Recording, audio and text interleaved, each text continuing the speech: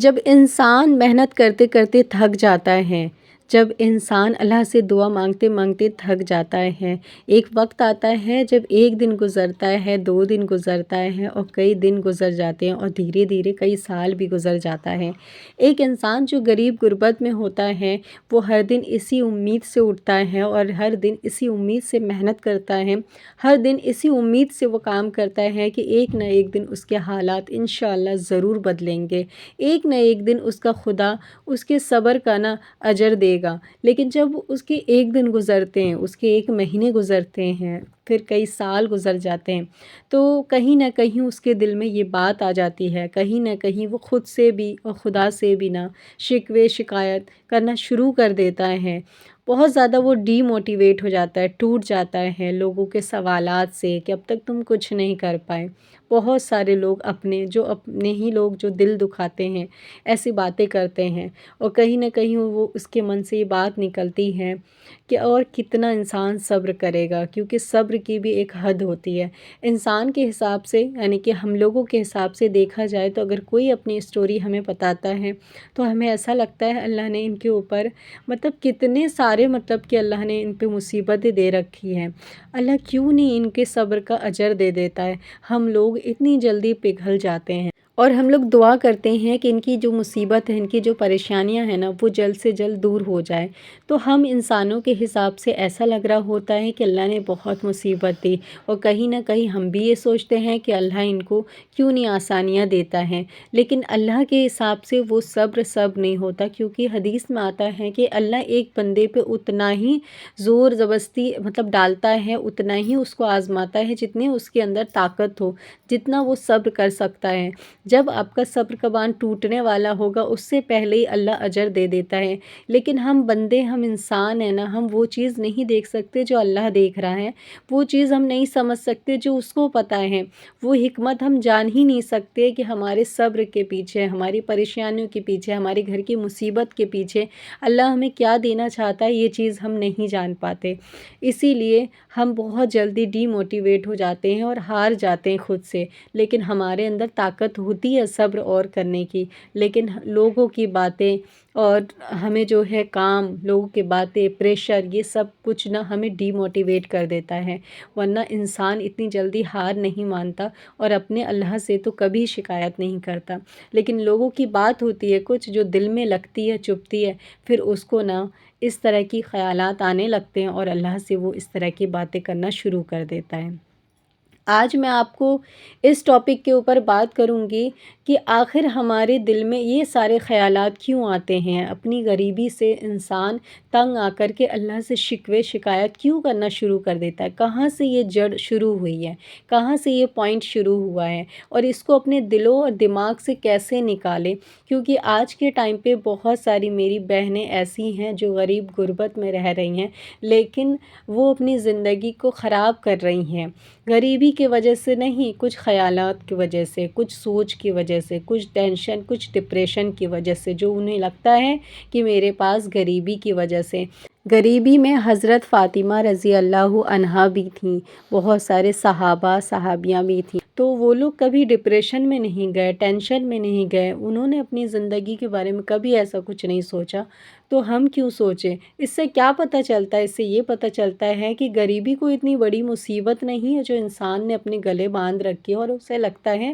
کبھی ختم نہیں ہوگی، اور غریبی کے ساتھ جینا ایک کہ زندگی زندہ لاش جیسے ہوتا ہے ویسے ہی جینا انسان کی آج کل کی سوچ ہے۔ کہاں سے یہ بیماری انسان کے دماغ میں آتی ہے، کہاں سے اس کو لگتا ہے یہ، اور کہاں سے اس کی سوچ یہ شروع ہو جاتی ہے۔ ایک حدیث میں آتا ہے کہ چاندنی چوک سے، یعنی کہ چاندنی چوک کہ یہ چکا چوند کی جو دنیا ہے، یہ جو بڑے بڑے محل ہیں، جن کے پاس کار ہیں، جن کے پاس گھر ہے، بنگلے ہیں، ان ساری چیزوں سے کم ملا کرو، کم دیکھا کرو، کم جلا کرو، ان لوگوں سے تعلقات کم رکھو۔ تو پوچھا گیا کیوں؟ تو کہا گیا کہ کیونکہ ان سے جب آپ تعلقات رکھتے ہو، ایسے لوگوں سے جب ملنا جلنا رکھتے ہو، تو آپ کے دل میں خواہش پیدا ہو جاتی ہے۔ جس کے پاس اچھی بائک ہے آپ سوچتے ہو کاش میرے پاس بھی ہو،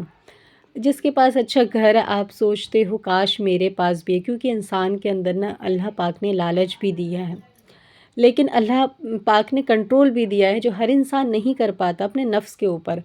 آپ کچھ بھی چیزیں دوسروں کی دیکھتے ہو تو یہی سوچتے ہو کاش میرے پاس بھی ہو۔ ایک وقت سوچ آتا ہے، پھر وہی سوچ آپ کی ڈپریشن، آپ کا ٹینشن، آپ کا پریشر بن جاتا ہے۔ ایک وقت میں عورت سوچتی ہے کہ میرے پاس بھی ایسا گھر ہو، میرے پاس بھی یہ ساری چیزیں ہوں، میرے پاس بھی ایسی سارا کچھ سامان ہو، جو بھی کچھ ہو، سونا ہو، چاندی ہو، کچھ بھی ہو، سب کچھ میرے پاس بھی ہو۔ اس کے اندر یہ سوچ آ جاتی ہے۔ پھر ایک وقت آتا ہے جب سوچ نہ اس کی پریشر اور ٹینشن ڈپریشن بن جاتی ہے۔ پھر وہ سوچتی ہے کہ اب مجھے یہ ساری چیز چاہیے ہی چاہیے، اب میں چاہتی ہوں یہ چیزیں مجھے جلدی سے چاہیے، مطلب اب مجھے ٹائم نہیں لگانا ان چیزوں میں، اب مجھے وقت نہیں لگانا، اب مجھے لینا ہے یہ سب کچھ۔ اور یہی سب کچھ لینے کے چکر میں وہ اپنی زندگی برباد کر لیتی ہے اور سوچتی ہے کہ جو میرے پلیٹ کا کھانا ہے یہ تو برکت والا نہیں ہے، یہ تو میرے لائق ہی نہیں ہے، جس گھر میں رہ رہی ہے یہ گھر میرے لائق نہیں ہے، جس جگہ وہ مطلب جا رہی ہے آ رہی ہے وہ جگہ اس کے لائق نہیں ہے، جس کار میں بیٹھ رہی ہے وہ کار اس کے لائق نہیں ہے۔ وہ سوچتی ہے جو چیز کل ہو وہ آج ہو جائے، جو آج ہو وہ ابھی، اور ابھی جو فوراً ہو جائے اور اس کی یہ زندگی سے اسے نجات مل جائے۔ اس طرح کے تھاٹ آپ کے دماغ میں آنا شروع ہو جاتے ہیں جب آپ ایسے چکا چوند والی دنیا سے ملنا جلنا شروع کر دیتے ہیں۔ تو دنیا کی محبت کم کرنا ہے دل میں، دنیا کی چکا چوند کو کم کرنا ہے، زیادہ نہیں کرنا ہے۔ آپ سب سے ملیے لیکن اپنے نفس پر قابو رکھیے۔ آپ کے پاس جو ہے نا وہ بہت ہے، لیکن آپ کو ابھی پتہ نہیں چلے گا۔ ابھی میں آگے آپ کو بتاتی ہوں کہ اللہ نے آپ کو کیا چیز دے رکھی ہے اور آپ کے پاس کس کس چیز کی کمی ہے نا، وہ خود آپ کو فرق پتہ چل جائے گا کہ اللہ نے کتنا بڑا تحفہ آپ کو دے رکھا ہے۔ اگر آپ کبھی نہیں جاتے نا تو کبھی نہ کبھی اس جگہ کا جانا آنا کیا کریے۔ کس جگہ کا؟ کبھی ہاسپٹل جائیے، کبھی بیماروں سے ملیے، کبھی فوٹ پاتھ پہ جائیے، ان لوگوں سے ملیے جن کی کوئی زندگی نہیں ہے۔ جو بیمار لوگ ہیں نا وہ صرف اور صرف رات دن اللہ سے نا اپنی صحت مانگتے ہیں، شفا مانگتے ہیں، اور وہ کہتے ہیں کہ اللہ میں اس سے ٹھیک ہو جاؤں تاکہ میں سجدہ کر سکوں، تیرا شکر کر سکوں۔ کیونکہ انسان کے پاس حدیث میں آتا ہے سب سے بڑی دولت، سب سے بڑی دولت اس کا صحت ہے۔ اگر آپ صحیح ہیں نا، آپ کے پیر صحیح ہیں، آپ کے ہاتھ صحیح ہیں، آپ کے کان صحیح ہیں، آپ کی آنکھیں صحیح ہیں، آپ کے ہر آرگن صحیح ہیں نا، تو آپ کے پاس سب سے بڑی دولت وہی ہے۔ کیونکہ آپ دنیا میں ہر کام کر کے اپنی لائف اسٹائل کو نا اچھا کر سکتے ہیں، آپ محنت کر سکتے ہیں۔ محنت کرنے کے لیے شریر ہونا چاہیے، شریر ہونے کے بعد اس کے اندر طاقت ہونی چاہیے، اور یہ ساری چیزیں کب ہوتی ہے؟ جب آپ کی اچھی صحت ہوتی ہے، آپ کا شریر بھی ہوتا ہے، آپ کے شریر کے اندر طاقت بھی ہوتی ہے جو کہ آپ ہر کام کر سکتے ہیں۔ لیکن اگر آپ اس چیز کو نہیں سمجھیں گے نا ابھی کہ آپ کے پاس اللہ نے اتنی بڑی دولت دی ہوئی ہے کہ آپ کی صحت اچھی ہے، آپ ہر کام کر سکتے ہیں، آپ عبادت کر سکتے ہیں، سب سے بڑی چیز اللہ نے آپ سے ابھی تک نا سجدے کی توفیق نہیں چھینی۔ ورنہ جو بیمار لوگ ہیں نا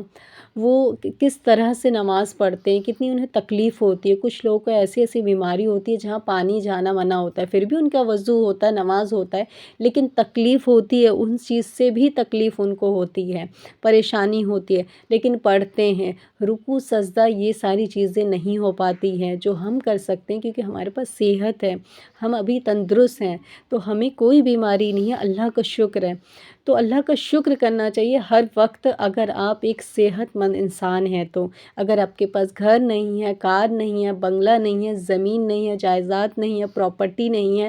تو کوئی بات نہیں، نہیں ہے تو کون سا انسان کے ساتھ یہ سب کچھ جانا ہے؟ جو جانا ہے اسی چیز پہ فوکس کریے، اور جو اللہ نے دیا ہے، جو چیز آپ کے پاس ہے اس پہ شکر کریے اللہ کا، کیونکہ اللہ کا شکر کریں گے تو آپ کو وہ بھی مل جائے گا جو آپ کے پاس نہیں ہے۔ چلیے پھر ملتے ہیں، اللہ حافظ۔